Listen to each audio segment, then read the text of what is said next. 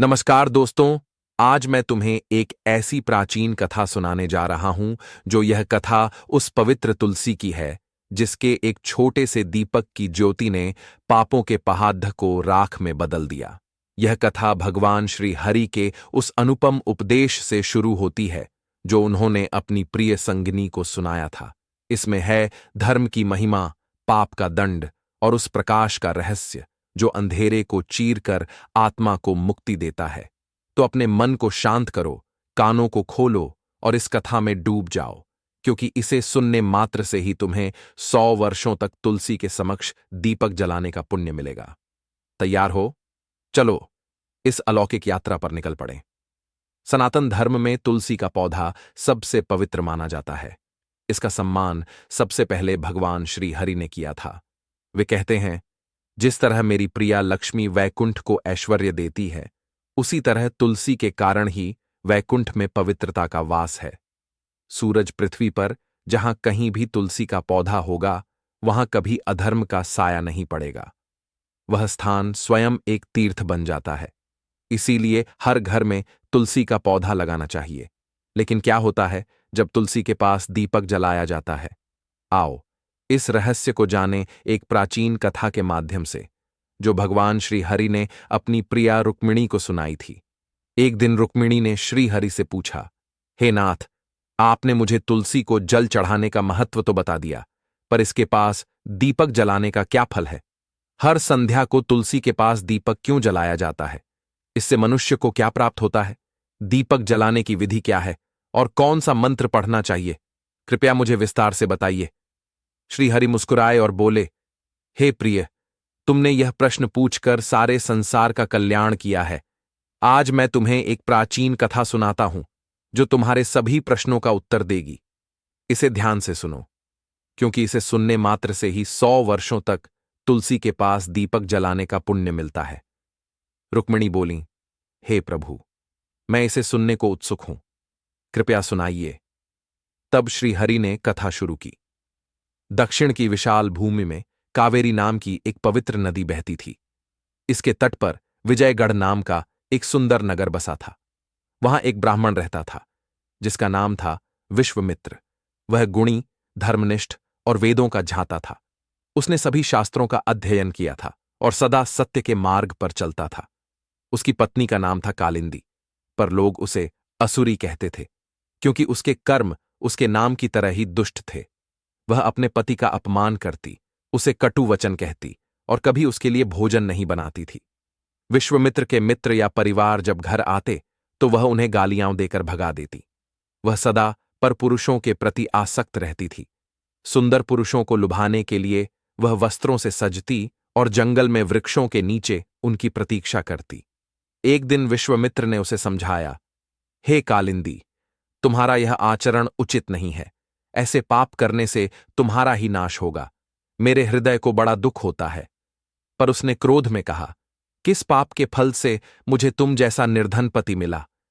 तुम मेरी कोई इच्छा पूरी नहीं कर सकते। ये घर मेरे लिए कारागार है। मैं तुम्हें छोड़कर किसी धनवान के पास जाऊंगी। विश्वामित्र ने दुखी होकर कहा, पति को त्यागने वाली स्त्री को नरक में जाना पड़ता है। अपने मन से यह विचार निकाल दो। पर उसने व्यंग्य करते हुए कहा, नरक तुम्हें देखना पड़ेगा, क्योंकि तुम मुझे सुख नहीं दे सकते। तुम्हारे साथ रहना ही नरक है। श्रीहरि बोले, हे रुक्मिणी, तुम्हारे साथ रहना ही नरक है। जो पति का अपमान करता है उसके घर में दुर्भाग्य आता है। अब सुनो आगे क्या हुआ। एक दिन असुरी जंगल में गई। वह एक विशाल बरगद के नीचे खड़ी होकर सुंदर पुरुष की प्रतीक्षा करने लगी, पर उस दिन कोई नहीं आया। वह विलाप करने लगी, हाय, आज मेरी सुंदरता व्यर्थ जा रही है।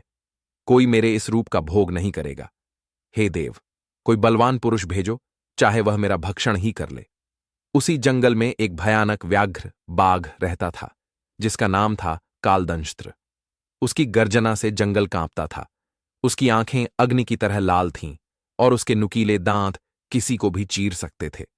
असुरी की आवाज सुनकर वह जागा और उछलकर उसके पास आ गया। उसे देख असुरी कांपने लगी। उसने चीख कर कहा, हे व्याघ्र, मुझे क्यों मार रहे हो? मैं तो अपने प्रिय की खोज में हूं।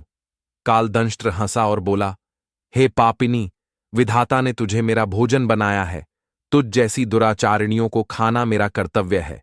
असुरी ने पूछा, तुम कौन हो? मुझे सच बताओ। तब कालदंष्ट्र ने अपना पूर्व जन्म सुनाया। मैं पहले एक ब्राह्मण था। मेरा नाम था अग्निवेश। मैं गोदावरी नदी के तट पर बसे संतपुर नगर में रहता था। मेरे पिता धर्मनिष्ठ थे और मैंने भी वेदों का अध्ययन किया। पर जैसे जैसे मैं बड़ा हुआ, मेरा मन लोभ में डूब गया। मैंने यज्ञों का आयोजन धन के लिए किया, पापियों का साथ दिया और धर्म से भटक गया। धन के लालच में मैंने लोगों को ठगा। एक दिन नदी तट पर मैंने झूठे मंत्रों से पूजा की। उसी दिन एक भूखा कुत्ता मेरे पास आया।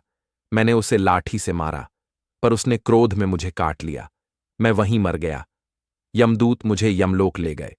वहां चित्रगुप्त ने मेरे पाप पढ़े और यमराज ने मुझे नरक की अग्नि में डाला। वर्षों तक यातना भोगने के बाद मुझे यह व्याघ्र शरीर मिला।